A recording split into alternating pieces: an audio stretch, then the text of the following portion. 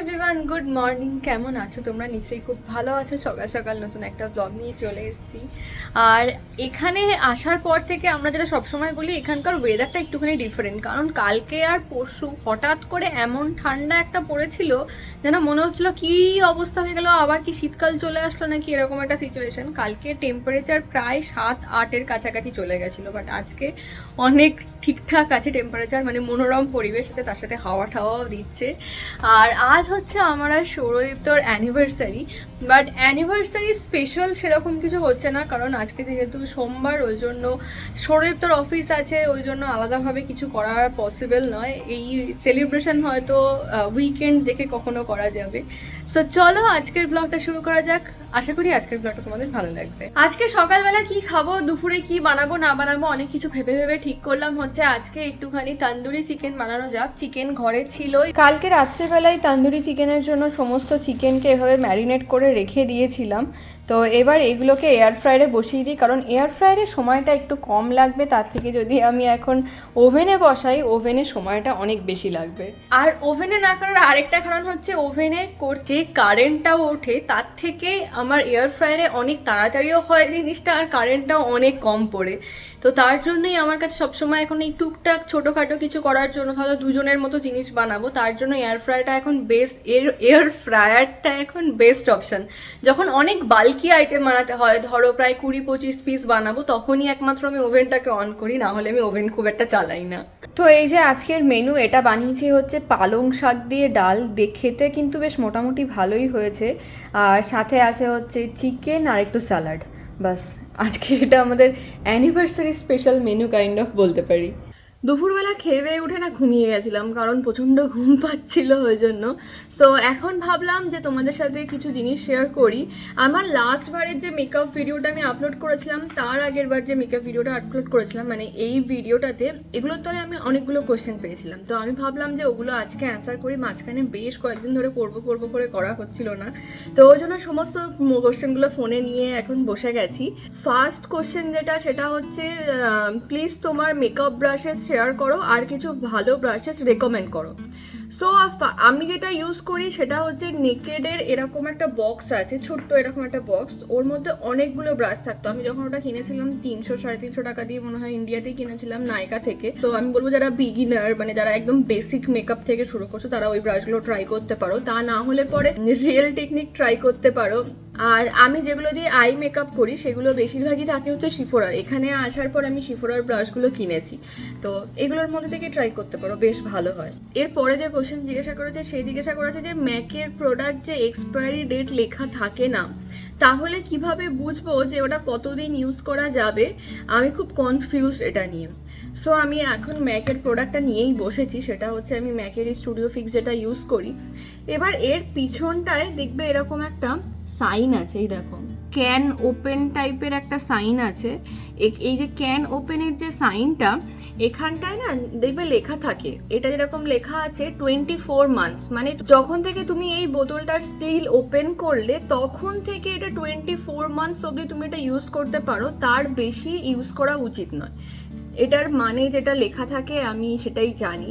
So এরকমভাবে প্রত্যেকটা ম্যাকের প্রোডাক্টের পিছনেই দেখবে এরকম একটা কৌটো খোলার মতো সাইন আছে, ওখানে যে কমাস লেখা থাকবে, তখন তার মানে তুমি এটাই বুঝে নেবে আর কি। আর আমি বলবো যে যেহেতু মেকআপ প্রোডাক্ট আমরা একটুখানি সবসময় কস্টলি কিনি, যে যাতে ফেসের খুব বেশি ওপর এফেক্ট না পড়ে, কেমিক্যাল খুব বেশি না থাকে, আর যেটুকু লেখা থাকে ওই টাইমটুকুর মধ্যে ইউজ করে নেওয়া বেটার হবে। এর পরের কোশ্চেন যেটা, সেটা হচ্ছে তোমার কনসিলারের নাম অ্যান্ড শেডটা বলো প্লিজ। আচ্ছা, আমি যে কনসিলারটা ইউজ করি সেটা এখানে আসার পর যেটা কিনেছি সেটা হচ্ছে জীবনশীর এই কনসিলারটা। এটা আমি কলকাতাতে থাকতে কিন্তু ইউজ করতাম না, এখানে আসার পর এই ব্র্যান্ডটা আমি দেখতে পেয়েছি। আর এটার শেড নাম্বারটা হচ্ছে N270। আমি কিন্তু বেশিরভাগ সময় যখন নর্মালি কোথাও বেরোই ঠরি, তখন এই মেভলিনের ফিটমির এই কনসিলারটা ইউজ করি। আর এটার শেড নাম্বারটা হচ্ছে লাইট। আমি বলবো যদি নর্মালি খুব বেশি মানে পার্টি মেকআপ না থাকে, নর্মালি ইউজ করছো ক্যাজুয়াল জায়গায় কোথাও বেরোনোর জন্য, আমার মনে হয় এটা বেস্ট অপশন। এর পরের যে কোশ্চেনটা সেটা হচ্ছে after makeup how should I take care my skin at night. Always রাত্রেবেলা বাড়িতে আসার পরে বা যখনই মেকআপ করবে তখন যাতে একদম মেক শিওর করো মেকআপটা পুরোপুরি ক্লিন করবে। মানে তোমার কাছে যদি কোনো অয়েল বেসড ক্লিনজার থাকে সেটা তো ফার্স্টে ইউজ করবেই, তারপরে একবার ফেসটাকে ওয়াশ করে নেওয়ারও চেষ্টা করবে। কারণ আমরা অনেক সময়ই এখন বেশিরভাগ ক্ষেত্রে ইউজ করি হচ্ছে যেগুলো ওয়াটারপ্রুফ মেকআপ, তো সেটা না মাঝে মাঝে কিছু কিছু থেকে যায়, জাস্ট ওয়াইপ করে নিয়ে বা মেকআপ রিমুভার অয়েল দিয়ে পুরোটা কিন্তু উঠে যায় না। তো অলওয়েজ চেষ্টা করবে যে দুটোই ইউজ করার জন্য। আর ফেসের থেকে পুরোপুরি মেকআপ উঠে যাওয়ার পর অলওয়েজ টোনার লাগাবে, তারপর তো যে কোনো একটা সিরাম, যে সিরাম তোমরা লাগাও, আমি হাইলোরনিক অ্যাসিডটা লাগাই রাত্রেবেলা স্পেশালি। আর তারপর কিন্তু ময়শ্চারাইজার, এটা যেন সবসময় মেনটেন থাকে এটা মাথায় রাখবে, ব্যাস তাহলেই হবে। এর পরের কোশ্চেন আমার কাছে এসছে সেটা হচ্ছে আই শ্যাডো দিলে খুব ড্রাই লাগে আমার, কেন বলতে পারবে? ড্রাই লাগে মানে ঠিক বুঝলাম না। অনেকের দেখেছি যে আই শ্যাডো ইউজ করার পর যখন একটু সোয়েট হয় তখন এরকম লাইন লাইন হয়ে যায়, তুমি কি সেটা বলার চেষ্টা করছো? যদি সেটা বলে থাকো তাহলেই ফার্স্টে বলি যে যখন শ্যাডোটা ইউজ করবে তার আগে ভালোভাবে না চোখে একটা ট্রান্সলুসেন্ট পাউডার বা একটা বেকিং পাউডার ভালোভাবে অ্যাপ্লাই করে নেবে, তার আগে কনসিলার দিয়ে নেবে, আই কনসিলার, তাহলেই দেখবে আই মেকআপ ভীষণ ভালোভাবে থাকছে। আর যদি তুমি সেটা মিন করতে না চাও আমাকে আরেকবার লিখে জানিও যে কি বলতে চাইছো, তাহলে আমি ভালোভাবে বুঝতে পারবো। এরপরে যে কোশ্চেনটা এসছে সেটা হচ্ছে তৃষিতা, আমি দিলবারে থাকি, আমি ম্যাকের ফাউন্ডেশন অ্যান্ড লিপস্টিক কিনেছিলাম, বাট প্রবলেম হলো যে কোনোটাই স্যুট করছে না অ্যান্ড ইউজ করতে পারছি না। লিকুইড ম্যাটে লিপস্টিকটা বেশ টাইম পরে ড্রাই হয়ে কেমন একটা বাজে লুক দিচ্ছে অ্যান্ড ফাউন্ডেশনটাও খুব ড্রাই করে দিচ্ছে স্কিনটাকে। এত কস্টলি প্রোডাক্টে এরকম হলে কি করব? যদি তোমার কোনো সাজেশন থাকে জানিও।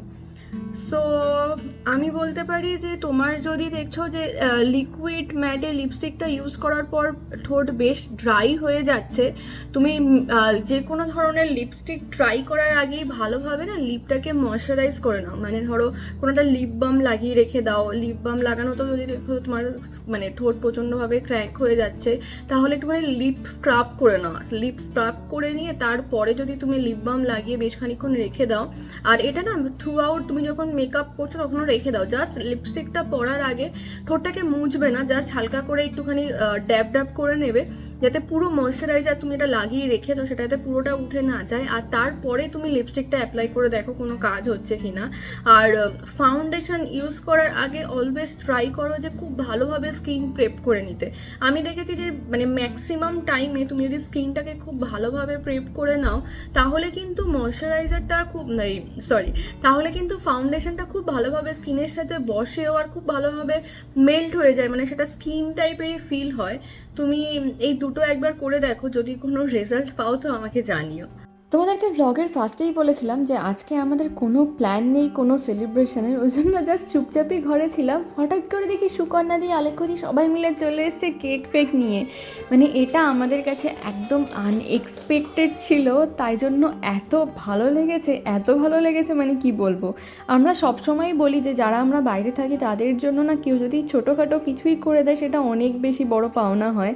আর সেটা যদি এরকম ধরনের মানুষরা হয় যারা তোমাকে এসে দুমদাম যখন খুশি সারপ্রাইজ দিয়ে দেবে, সেটার ভালো লাগার পরিমাণটা অনেকটা বাড়িয়ে দেয়।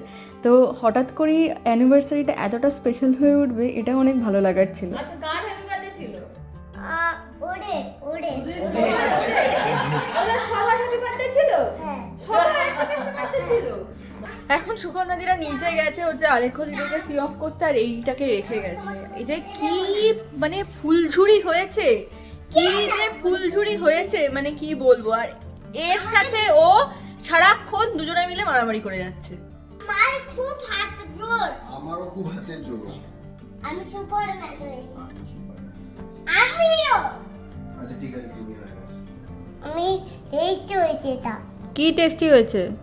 এই পিৎজাটা টেস্টি হয়েছে? ভালো লেগেছে খেতে তোমার? বাহ, তাহলেই চলবে। বলেছো হ্যাপি অ্যানিভার্সারিটা বলেছো কি তুমি? বলো হ্যাপি অ্যানিভার্সারি বলো। হ্যাপি বার্থডেটা মন থেকে বলে, হ্যাপি অ্যানিভার্সারিটা একটু লজ্জা পাচ্ছি। আর মানে ওকে আমি থ্যাংক ইউ দিয়ে মানে ছোট করব না, ও যেটা করেছে আজকে তার জন্য। আর আমাদের কোনো প্ল্যান ছিল না যে আজকে রাত্রেবেলা কি খাওয়া হবে না হবে, তো ভাবলাম যে এটা একদম বেস্ট অপশন হতে পারে। আর মানে একদম হাতের কাছে সবার প্রিয় খাবারও, সো এখন রাত্রেবেলা ওই জন্য পিৎজা খাওয়া চলছে। এবার এটা ওইভাবে চুলটা ঠিক করে একটু পোজ দিয়ে দাও দেখি, চুলটা কিভাবে ঠিক করে পোজ দিতে হয়। চুলটা এরকম করে। আচ্ছা, আর আর কি পোজ জানো দেখি? লিপস্টিক কিভাবে পরতে হয়? ওকে, আর তুই হাতে এখন কি কি কালারের নেল পলিশ পরলি? পিঙ্ক আর বা সবুজ। পিঙ্ক আর সবুজ, এই কালারের নেল পলিশ তোকে বড় বয়সে পরাবো। কালার কি? আমার ফেভারিট কালার পিঙ্ক। তোকে তুই বড় হ, তোর হাতে আমি পিঙ্ক আর সবুজ কালার নেল পলিশই পরাবো, তুই দাঁড়া, তুই ওই পরে তোকে স্কুল পাঠাবো। সো আজকের ব্লগটাকে এখানেই শেষ করছি। অবশ্যই জানিও যে কীরকম লাগলো আজকের ব্লগটা, মানে এরকম ধরনের সারপ্রাইজ পেয়ে সত্যি ভীষণ ভালো লাগছে এখন।